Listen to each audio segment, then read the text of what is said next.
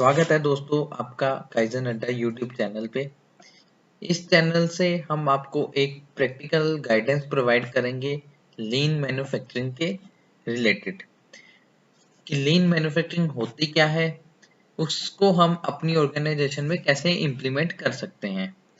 इस चैनल से आप लीन मैन्युफैक्चरिंग के सिद्धांतों के बारे में जानेंगे, लीन मैन्युफैक्चरिंग के अलग अलग टूल्स के बारे में जानेंगे, उन टूल्स को हम अपनी ऑपरेशनल प्रैक्टिसेस में कैसे इम्प्लीमेंट कर सकते हैं ये जानेंगे, और साथ में हम लीन मैन्युफैक्चरिंग को इम्प्लीमेंट करके अपनी ऑर्गेनाइजेशन में कैसे एक पॉजिटिव चेंज ला सकते हैं या फिर अपनी पर्सनल ग्रोथ कैसे कर सकते हैं।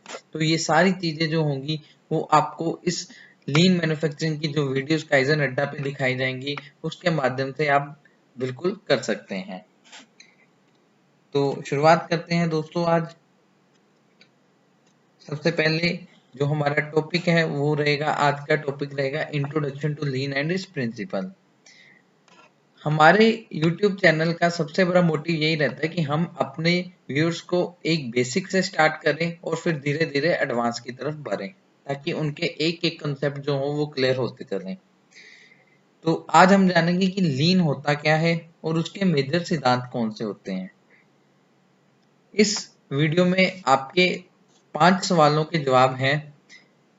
सबसे पहला कि लीन थिंकिंग क्या होती है, फिर लीन मैन्युफैक्चरिंग और लीन मैन्युफैक्चरिंग के पहले जो हम ऑपरेशनल प्रैक्टिसेस करते थे उन दोनों में अंतर क्या होता है, लीन मैन्युफैक्चरिंग के कुछ मेजर सिद्धांत जो होते हैं वो कौन से हैं,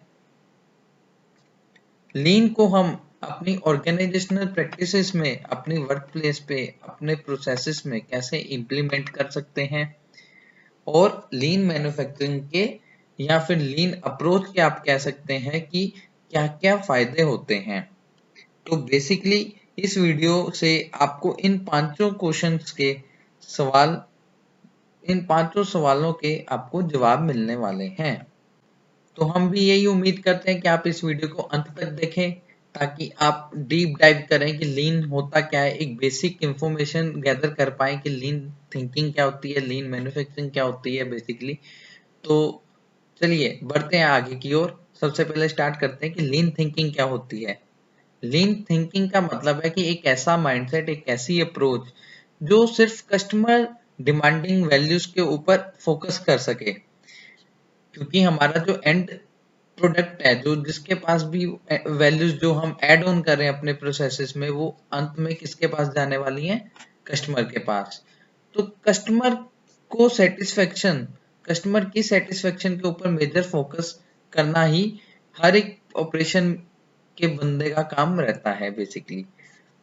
हम लीन थिंकिंग को एक ऐसा माइंडसेट, एक ऐसी अप्रोच बोल सकते हैं जो सिर्फ डिलीवरिंग वैल्यूज के ऊपर फोकस करेगा। और कैसे करेगा, वो करेगा अपने प्रोसेसेस को ऑप्टिमाइज करके और अपनी ऑपरेशनल में एक्सीलेंस को अचीव करके। हम लीन थिंकिंग को ये भी कह सकते हैं कि वो एक ऑर्गेनाइज्ड अप्रोच है, एक सिस्टमेटिक अप्रोच है, जिससे कि हम अपने करंट रनिंग प्रोसेसेस के नॉन वैल्यू एडेड या फिर वेस्ट एक्टिविटीज को आइडेंटिफाई करते हैं और उसको एलिमिनेट करने के लिए एक्शन प्लान करते हैं। लीन आया कहां से, तो लीन जो ओरिजिनेट हुआ है वो टोयोटा प्रोडक्शन सिस्टम टीपीएस से ओरिजिनेट हुआ है। तो इसलिए अभी ये वर्ल्ड वाइड अलग अलग इंडस्ट्री पे अप्लाइड हो रहा है। अब लीन शब्द का असली मतलब क्या है, अगर हम उसको जाने तो एक सिंपल सी एग्जांपल से हम कैसे जान सकते हैं बेसिकली। तो हम एक रोजमर्रा की, आपको मैं एक एग्जांपल बताने जा रहा हूँ जिससे कि आपको लीन टर्म जो है वो क्लियर हो जाएगी कि बेसिकली वो होती क्या है।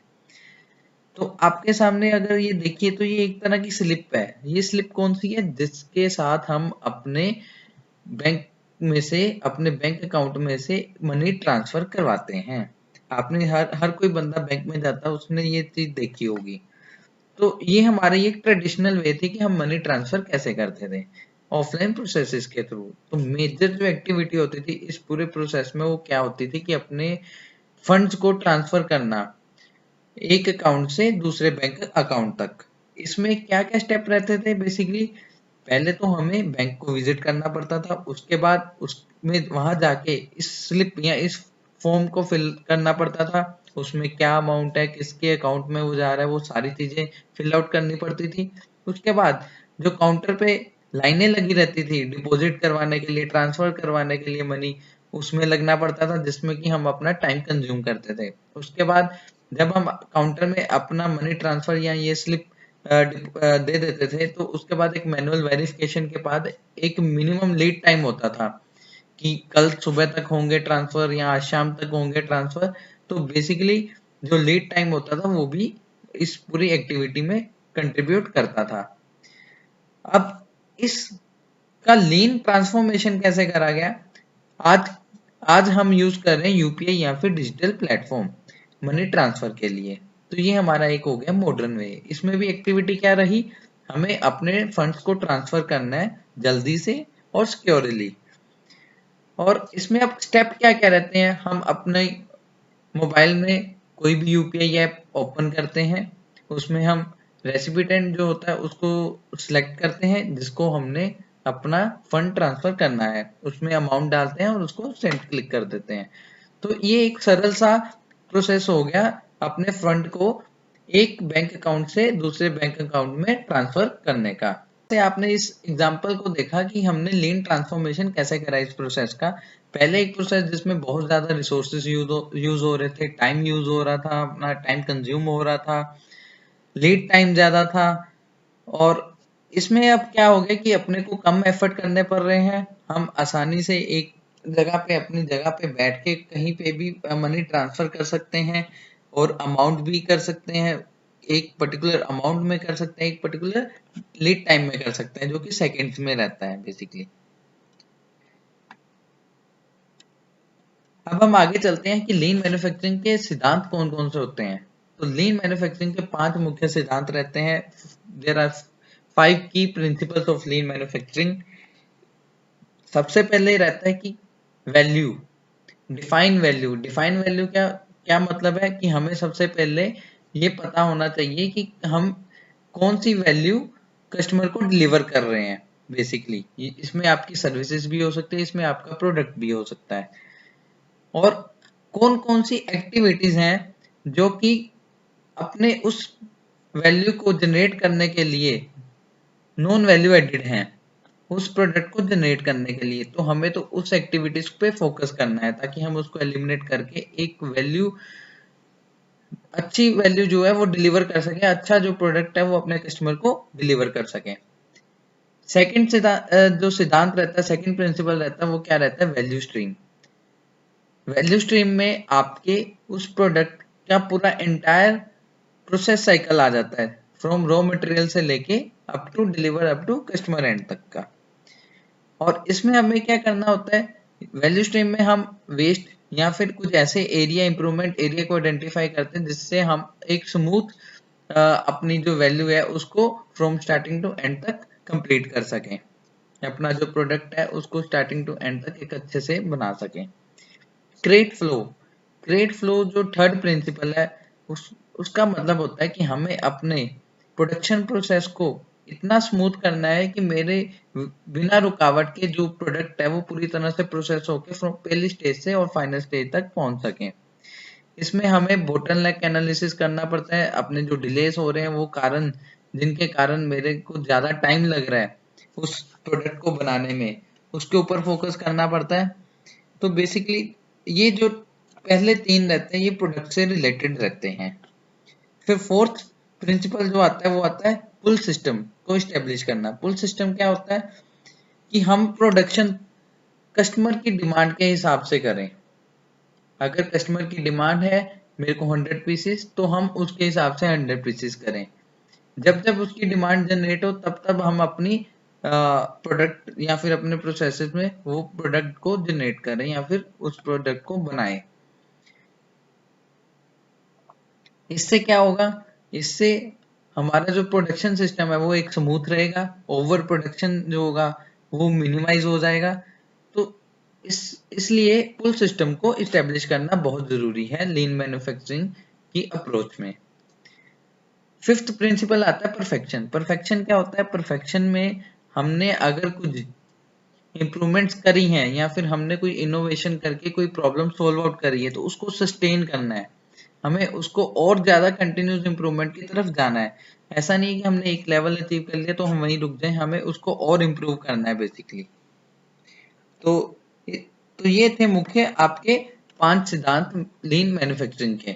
अब मैं आपको समझाऊंगा कि इस लीन प्रिंसिपल्स को एक एग्जांपल के थ्रू समझाऊंगा। अभी हमने एक एग्जांपल देखी मनी ट्रांसफर की, तो उसी को हम लेके चलते हैं। सबसे पहला जो प्रिंसिपल था वो था डिफाइंड वैल्यू। वैल्यू में क्या है, हम क्या कर रहे थे अपनी दोनों एक्टिविटीज में, ट्रेडिशनल में भी और डिजिटल मनी ट्रांसफर में भी, कि हमें फंड सिक्योरली एक बैंक अकाउंट से दूसरे बैंक अकाउंट में ट्रांसफर करने हैं। सेकेंड प्रिंसिपल आता था वैल्यू स्ट्रीम। वैल्यू स्ट्रीम क्या थी कि हम अगर हम ट्रेडिशनल वे को देखें तो उसमें मल्टीपल स्टेप रहते थे, जो कि वैल्यू को फ्रॉम स्टार्टिंग टू एंड तक करने के लिए, अपने जो भी सर्विस है जो भी प्रोडक्ट है उसको स्टार्टिंग टू एंड तक प्रोसेस करने के लिए कुछ स्टेप को फॉलो करा जाता था। जैसे कि हम बैंक में जाते थे, फिल आउट फॉर्म करते थे, लाइंस में लग के मैनुअल वेरिफिकेशन के पास मनी ट्रांसफर करते थे। और अब डिजिटल में क्या हो गया, वैल्यू स्ट्रीम इतना अच्छा हो गया कि उसने मैनुअल इंटरवेंशन को खत्म कर दिया, फिजिकल पेपर वर्क बिल्कुल खत्म हो गया। इससे क्या हुआ कि हमारा जो प्रोसेस है वो एक स्ट्रीमलाइन हो गया और एक मिनिमाइज जो वेस्ट है वो रह गया। अब थर्ड आता है फ्लो। फ्लो में क्या है कि पहले क्या होता था, मैनुअल वेरिफिकेशंस होते थे, बैच प्रोसेसिंग होती थी कि, और इंटरबैंक की सेटलमेंट होती थी कि कितने लीड टाइम के बाद वो जो फंड है वो ट्रांसफर करा जाएगा। लेकिन अब डिजिटल में क्या हो गया कि रियल टाइम फंड ट्रांसफर हो रहे हैं, इमीडिएट कंफर्मेशन आ जाती है कि ये पेमेंट आपकी डन हो चुकी है या इसमें कुछ एरर आ गया है, और साथ में आपका जो वेटिंग टाइम है वो बिल्कुल खत्म हो गया। फोर्थ प्रिंसिपल आता है पुल सिस्टम।